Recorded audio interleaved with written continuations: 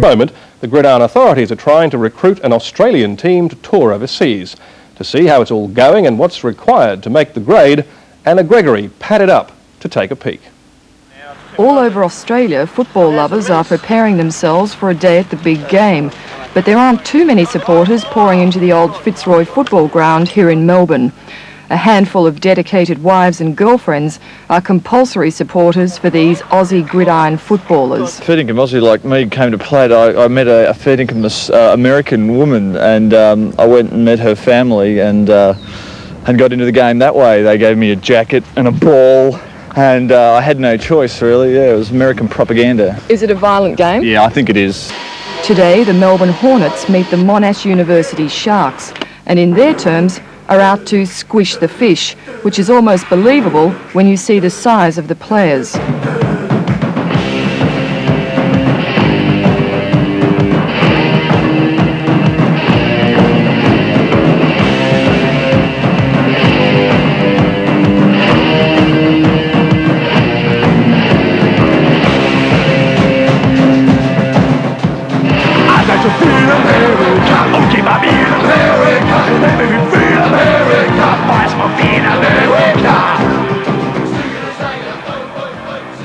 In the United States, gridiron has grassroots at the institution levels, but in Australia it's still a relatively new sport.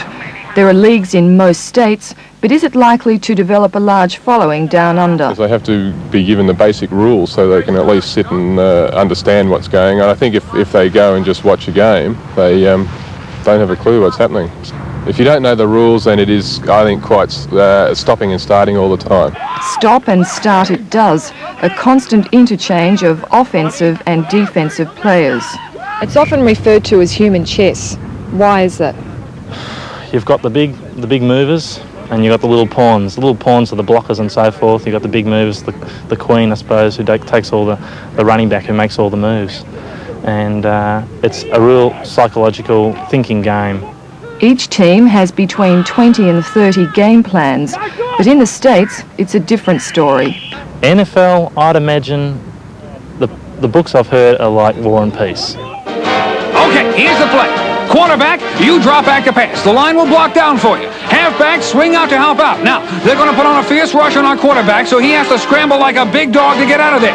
Make sure you lure them back to our own end zone. Now, here's the real play. Receiver, you button hook at 15 yards. Tight end, follow. Quarterback, you throw a 65-yard desperation pass off this man's shoulder pads. The ball will then bounce to the waiting tight end, who will run all the way for a touchdown. Yeah, but don't worry, it'll work. He's under some pressure. Oh, breaks the tackle. He's under a fierce rush. He has to scramble like a big dog. And look at this. He's luring the team back to his own end zone. Interesting strategy. He's still scrambling. He's looking downfield. Lance throws a 65-foot desperation. Off the shoulder. It's caught at the 40, at the 30. He's going to go all the way. What a play and what a stroke of coaching genius. Yeah, they're actually a real good team, real good attitude. There are players here that if they'd grown up in the American system would have qualified for scholarships. How does the standard of football here compare with that in the States?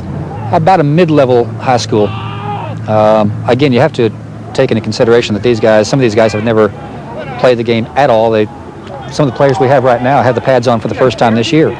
Most players have tried other codes of football, but were drawn by the impact and excitement of gridiron.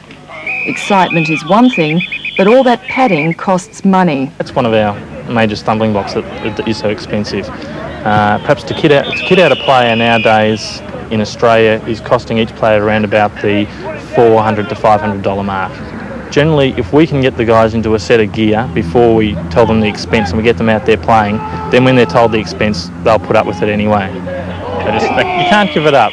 You can't give it up. It's that addictive, is it? It's addictive. It suits the strong image that Australians like to portray.